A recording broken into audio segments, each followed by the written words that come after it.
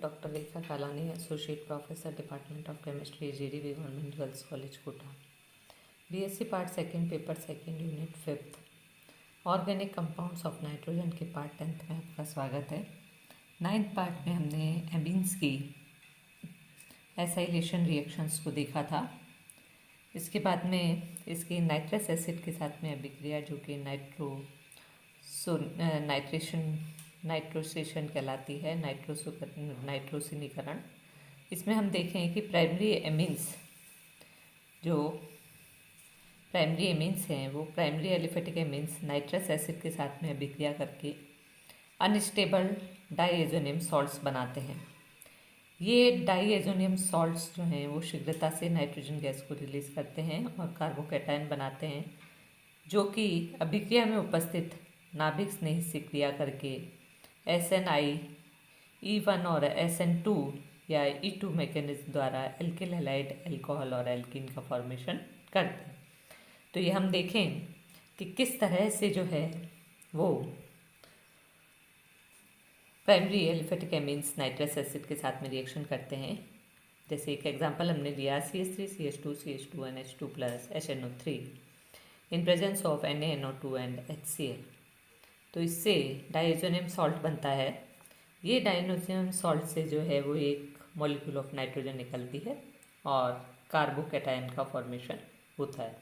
ये कार्बोकैटायन जो है वो बेस की प्रेजेंस के अंदर एल्किन के अंदर कन्वर्ट होता है और इसका हाइड्रोलिसिस अगर हम करते हैं तो ये एल्कोहल्स बनाते हैं और माइनस क्लोरीन के साथ में अगर हम रिएक्शन करवाते हैं तो इससे एल्काइल हैलाइड का फॉर्मेशन होता है। तो इस तरह से SN1 और SN2 मैकेनिज्म के द्वारा ये अलग अलग एल्किल हैलाइड एल्कोहल और एल्किन का फॉर्मेशन करते हैं। इनके अंदर 1,2 हाइड्रेट शिफ्ट होती है, जो कि इस कार्बोकैटायन को जो है वो एल्किल हैलाइड और एल्कोहल के अंदर चेंज करती है। परंतु aromatic primary amines nitrous acid से 0.5 डिग्री सेंटीग्रेड पर अभिक्रिया करके स्थायी एरीन डाइएजोनियम सॉल्ट्स बनाते हैं। ये अभिक्रिया डाइएजोडाइजेशन कहलाती है। इसके अंदर हम देखें कि हमने लिया है एनिलिन की जब HNO2 के साथ में in presence of NaNO2 and HCl 0 से 5 डिग्री सेंटीग्रेड पर अगर हम रिएक्शन करवाते हैं तो ये डाइएजोनियम सॉल्ट्स का फॉर्मेशन होता है। ये रिएक्शन जो है डाइएजोडाइजेशन कहलाती है। इसी तरह से इसकी अगर हम मैकेनिज्म देखें कि एरोमेटिक प्राइमरी एमीन्स के डाइजेशन की जो क्रियाविधि है, मैकेनिज्म है, वो नाइट्रस एसिड अस्थायी अनस्टेबल एसिड है। ये प्रबल अम्लीय विलयन में प्रोटोनीकृत होकर नाइट्रोसो अमोनियम सॉल्ट आयन देता है, जो कि इलेक्ट्रोफिलिक प्रतिस्थापन अभिक्रिया में इलेक्ट्रोफाइल की तरह व्यवहार करता है और नाइट्रोसोनियम आयन एमीन के नाइट्रोजन पर उपस्थित लोन पेयर ऑफ इलेक्ट्रॉन पर अटैक करके अभिक्रिया को शुरू करता है। तो इस तरह से हम देखें, सबसे पहले नाइट्रस एसिड HNO2 जो है वो HCl के साथ में रिएक्शन करेगा, Cl- निकलता है और इससे lone pair of electron present oxygen का फॉर्मेशन होता है और ये -H2O निकाल के नाइट्रोसोनियम आयन, ये है हमारा nitrosonium ion. N double bond O जो कि रिजोनेंस से स्टेबलाइज होता है, इसके अंदर N triple bond O plus के अंदर चेंज होगा। ये नाइट्रोसोनियम आयन जो है वो एनिलिन पे अटैक करेगा और ये फॉर्मेशन करता है N नाइट्रोसो एमीन। ये N नाइट्रोसो एमीन जो है वो एसिडिक मीडियम के अंदर रिएक्शन करते हैं और -H+ आयन इसमें से निकलता है और -H2O निकलने पर ये डाइएजोनियम सॉल्ट्स के अंदर चेंज हो जाते हैं। तो इस तरह से जो है वो हम देख सकते हैं कि aromatic primary amines nitrous acid से अभिक्रिया करके डाइएजोडाइजेशन रिएक्शन करते हैं और डाइएजोनियम सॉल्ट्स का फॉर्मेशन करते हैं। इसके बाद में हम देखें कि सेकेंडरी एमीन्स जो हैं एलिफेटिक और एरोमेटिक नाइट्रस एसिड से अभिक्रिया करके N नाइट्रोसो एमीन बनाते हैं। R2NH+ HNO2 in presence of NaNO2 and HCl are to N N double bond ओ।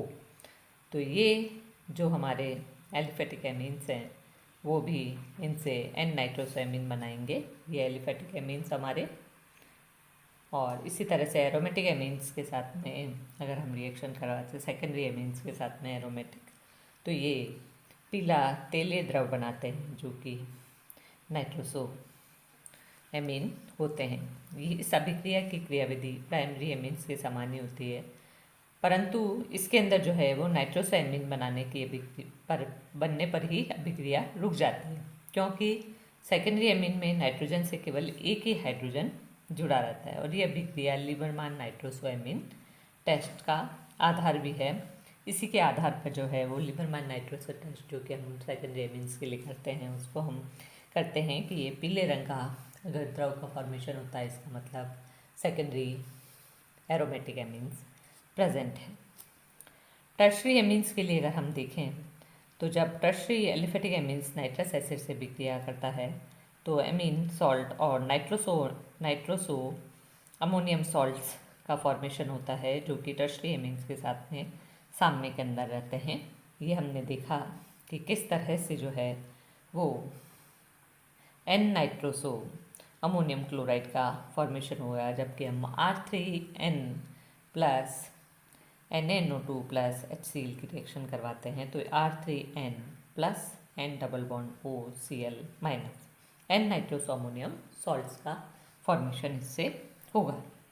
परंतु जब एरोमेटिक एमीन को नाइट्रस एसिड के साथ में विक्रिया करवाते हैं तो nucleophilic electrophilic aromatic substitution reaction के साथ में नाइट्रोसोनियम आयन पूर्ण रूप से पैरा पोजीशन पर आक्रमण करते हैं, क्योंकि डाईएल्किल एमिनो समूह का आकार बड़ा होने के कारण इसके अंदर नाइट्रोसोनियम आयन का ऑर्थो पोजीशन पर आक्रमण करना रुक जाता है, बाधित हो जाता है।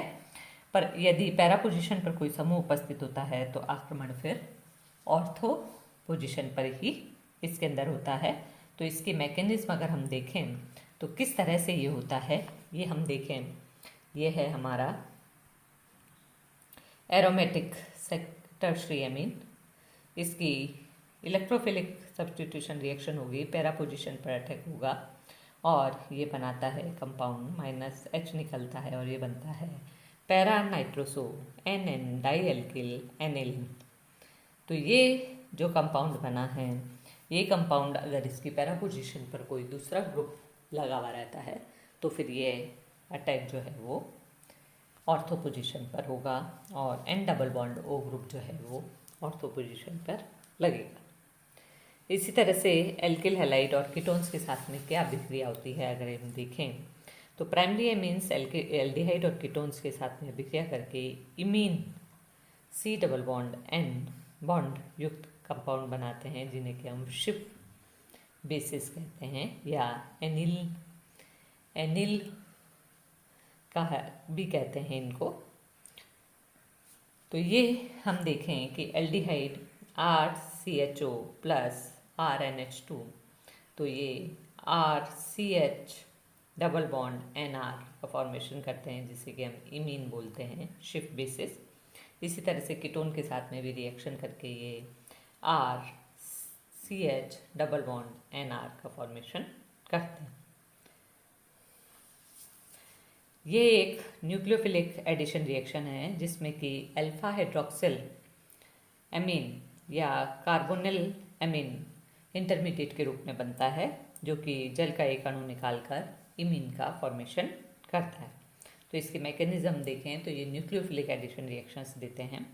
ये हमारा कोई भी एल्डिहाइड या कीटोन हमने लिया, इसको जब हम अमीन के साथ में रिएक्शन करवाते हैं तो ये एक इंटरमीडिएट बनता है।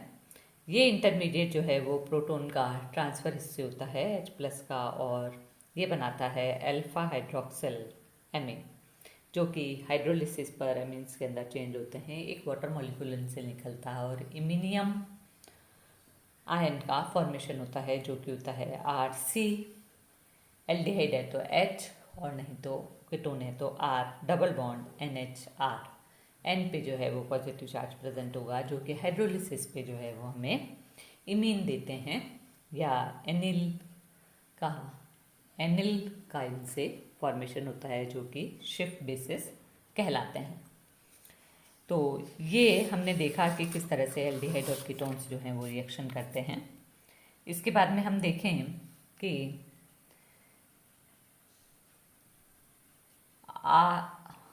CH3CHO प्लस RNH2 अगर सेकेंडरी एमीन्स के साथ करवाते हैं R2NH के साथ में, तो इससे इनेमिन का फॉर्मेशन होता है।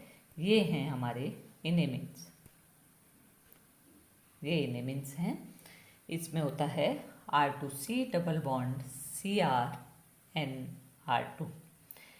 इस अभिक्रिया की क्रियाविधि इमीनियम आयन बनने तक प्राइमरी एमीन्स के समान ही होती है, परंतु लास्ट स्टेप के अंदर जो है वो कार्बन से जो हाइड्रोजन जुड़ा हुआ होता है उससे प्रोटॉन निकल जाता है और इनेमिन का फॉर्मेशन होता है। ये है हमारा इनेमिन। टर्शरी एमीन्स एल्डिहाइड और कीटोन के साथ में किसी तरह की कोई रिएक्शन नहीं करते हैं। तो हमने देखा कि प्राइमरी एमीन्स से जो है जब एल्डिहाइड और कीटोन रिएक्शन करते हैं तो इमीन का फॉर्मेशन होता है। सेकेंडरी एमीन्स जब रिएक्शन करते हैं एल्डिहाइड और कीटोन से तो इनेमिन आयंस का सॉल्ट्स का फॉर्मेशन होगा।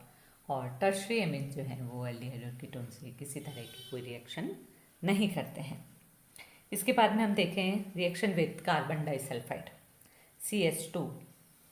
इसके साथ में जब हम रिएक्शन करवाते हैं तो क्या इफेक्ट होंगे, ये अगर हम देखते हैं तो इसके अंदर